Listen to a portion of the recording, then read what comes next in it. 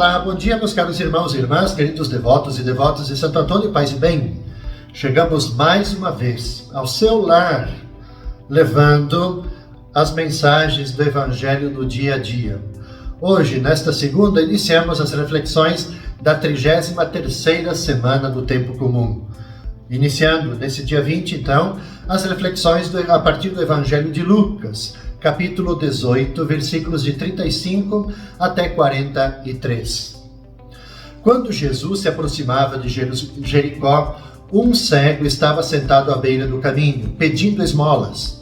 Ouvindo a multidão passar, ele perguntou o que estava acontecendo. Disseram para ele que Jesus Nazareno estava passando por ali. E então o cego gritou: Jesus, filho de Davi, tem piedade de mim. As pessoas que iam na frente mandavam que ele ficasse calado, mas ele gritava mais ainda: Filho de Davi, tem piedade de mim. Jesus parou e mandou que levassem o cego até ele. Quando o cego chegou perto, Jesus perguntou: O que queres que eu faça por ti? O cego respondeu: Senhor, eu quero enxergar de novo. E Jesus disse: Enxerga, pois, de novo. A tua fé te salvou.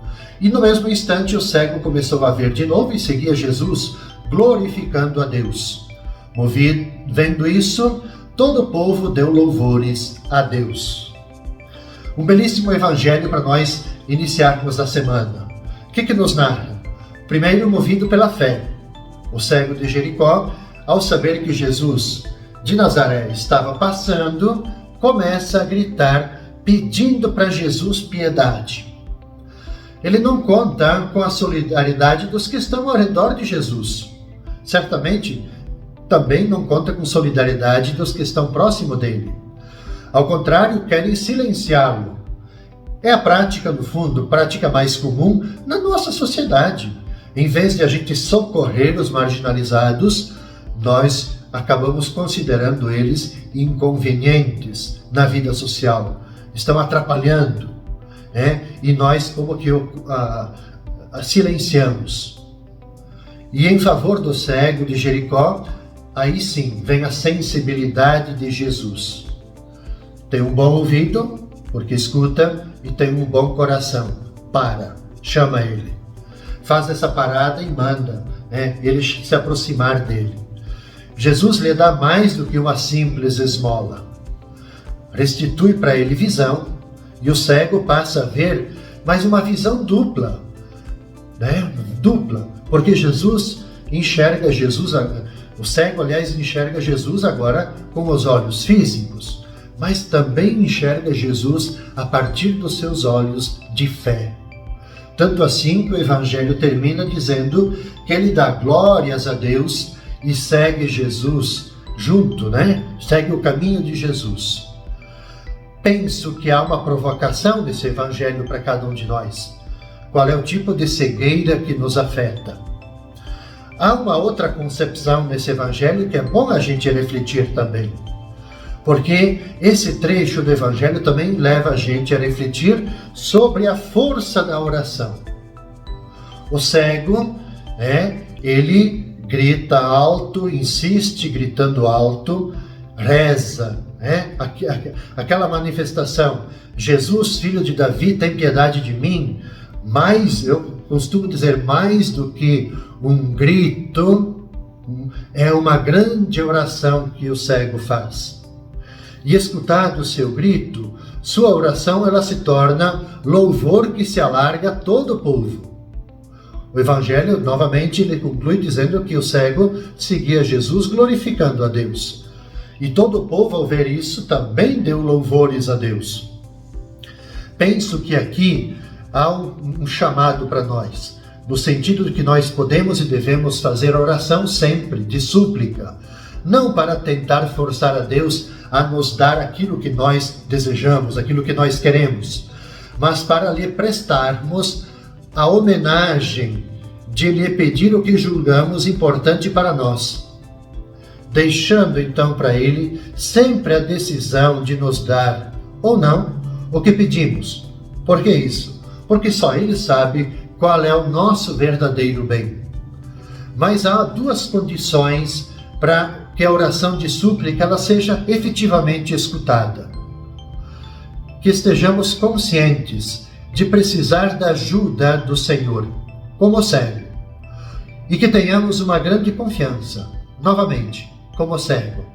Sem confiança, a nossa oração de súplica, ela pode manifestar apenas desânimo e desespero. É principalmente a confiança que nos alcança os favores de Deus. Na terça-feira, meus caros irmãos e irmãs, no dia 21 de novembro, nós celebramos na igreja a apresentação de Nossa Senhora. E o Evangelho, então, para a gente meditar e rezar, é Mateus, capítulo 12, versículos 46 até 50. Enquanto Jesus estava falando às multidões, sua mãe e seus irmãos ficaram do lado de fora procurando falar com ele. Alguém disse a Jesus: olha, tua mãe e teus irmãos estão aí fora e querem falar contigo. Jesus perguntou àquele que tinha falado: quem é minha mãe e quem são meus irmãos? E estendendo a mão para os discípulos, Jesus disse: eis minha mãe e meus irmãos, pois todo aquele que faz a vontade de meu Pai que está nos céus, esse é meu irmão, minha irmã e minha mãe. Meus caros irmãos e irmãs, na terça-feira, celebrando a apresentação de Nossa Senhora, quando a gente for fazer uma leitura, buscar nos textos bíblicos algo que fundamente essa festa, nós vamos perceber que não há um fundamento bíblico. São os evangelhos apócrifos, aqueles que não são canônicos, que falam desse presumível acontecimento. E eu gostaria aqui de falar retratar aqui, aliás, aquilo que está escrito nos evangelhos apócrifos. Primeiro, é muito improvável que uma jovem tenha sido confiada ao clero de Jerusalém, num templo inacessível a mulheres. No proto-evangelho, então, sim, agora trazendo a narrativa, no proto-evangelho de Tiago, nós lemos o seguinte: quando a menina completou 3 anos, Joaquim disse: chamai as meninas dos hebreus que não tenham qualquer mancha e tome cada uma delas uma lâmpada que não se apague. Elas obedeceram àquela ordem e foram juntas ao templo do Senhor. E o sacerdote acolheu a menina, tomou-a nos braços e abençoou-a, dizendo: o Senhor glorificou o teu nome em todas as gerações. Em ti, nos últimos dias, revelará a redenção que concede aos filhos de Israel. Os seus pais deixaram o templo cheios de admiração, louvando a Deus. A menina não procurou voltar atrás. Essa é a narrativa que está lá no proto-evangelho de Tiago, um dos evangelhos apócrifos.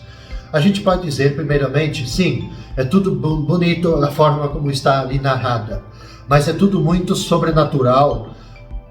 Talvez a gente pode até dizer assim, pouco em sintonia com o realismo de que é o mistério da encarnação.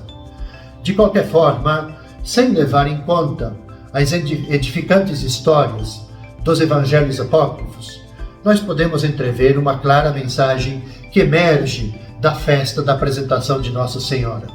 Primeiro, que o coração de Maria sempre esteve voltado para a vontade de Deus.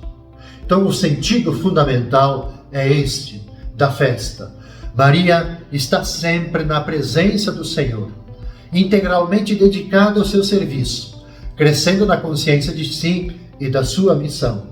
Penso que aqui está o chamado para cada um de nós, ao celebrarmos na terça-feira essa belíssima festa da apresentação de Nossa Senhora no templo.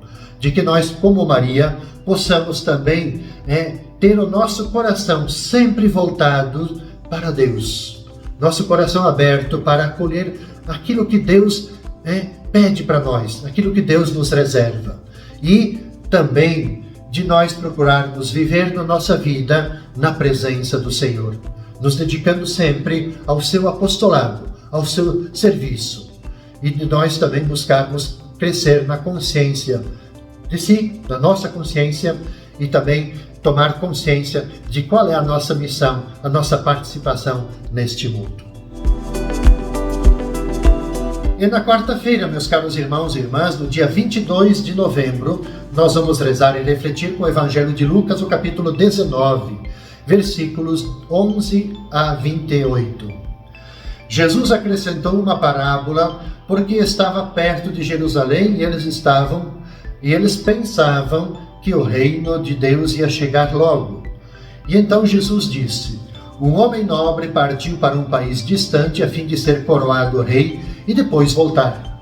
Chamou então 10 dos seus empregados, entregou 100 moedas de prata a cada um e disse: procurai negociar até que eu volte. Seus concidadãos, porém, o odiavam e enviaram uma embaixada atrás deles, dizendo: nós não queremos que esse homem reine sobre nós. Mas o homem foi coroado rei e voltou. Mandou chamar os empregados aos quais havia dado dinheiro a fim de saber quanto cada um havia lucrado. O primeiro chegou e disse: Senhor, as 100 moedas renderam 10 vezes mais.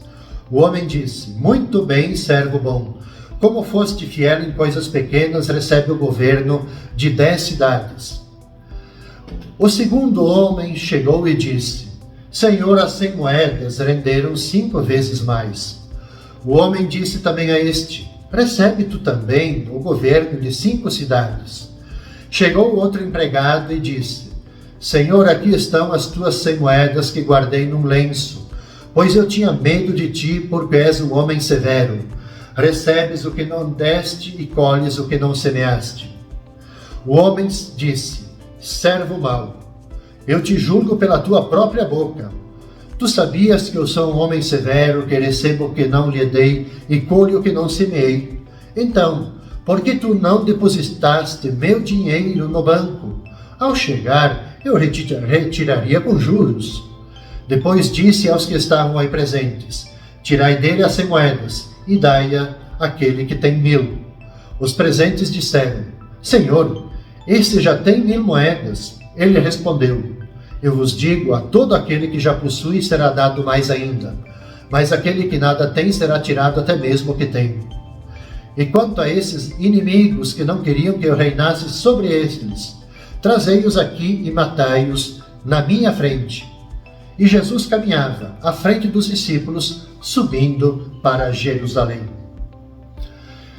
Vejam, meus caros irmãos e irmãs, o homem nobre, que aqui simboliza o próprio Jesus, ele viaja para um país distante para conseguir o título de rei e volta depois.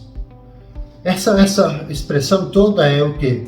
Ele vai para um país distante, que é a casa do Pai, conseguir o título de rei, a sua morte, e volta depois, sua ressurreição. O povo mau não aceita Jesus. Não queremos que esse homem reine sobre nós. O final da parábola insinua, de certa maneira, o final trágico daqueles que são ingratos. Os empregados que fazem frutificar as 100 moedas tomarão parte no governo do reino. O empregado inútil e medroso, que nada produziu, não terá parte no reino. Deus procura em nós os frutos, as coisas boas, as boas obras, com base nas qualidades que Ele mesmo concedeu para cada um de nós, e são tantas. A sentença conclusiva é um programa para os membros da comunidade cristã. A todo aquele que tem lhe será dado. No reino de Deus, quem produz tem dentro de si o tesouro, a pérola. Quem não produz está vazio por dentro. Quem não produz é porque tem medo. O Evangelho ele faz esse convite para a gente superar o medo. O medo, ele sempre paralisa. O medo, ele sempre faz a gente, como foi o Evangelho do domingo, ele faz a gente enterrar os nossos talentos, faz a gente guardar as nossas capacidades, como foi e fez aquele terceiro, que guardou tudo aquilo que ele recebeu num lenço porque ele tinha medo. Então nós somos convidados, desafiados também a não termos medo, de fazermos o bem, de praticarmos a justiça, a solidariedade, praticarmos o amor. Essa é a narrativa do Evangelho. Quando a gente não produz nada, é porque nós não temos nenhum sentimento. Não brota nada de dentro de nós. Tudo está vazio.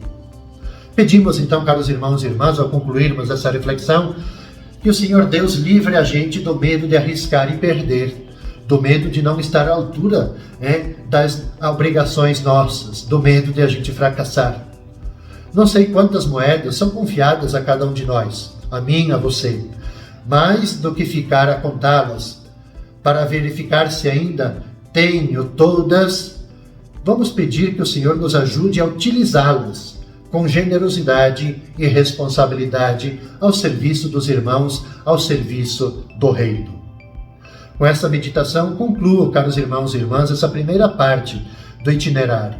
Nós vamos nos encontrar novamente na quinta-feira, neste mesmo horário. Desejo a cada um de vocês toda a paz, todo o bem, sempre com a intercessão de nosso querido Santo Antônio.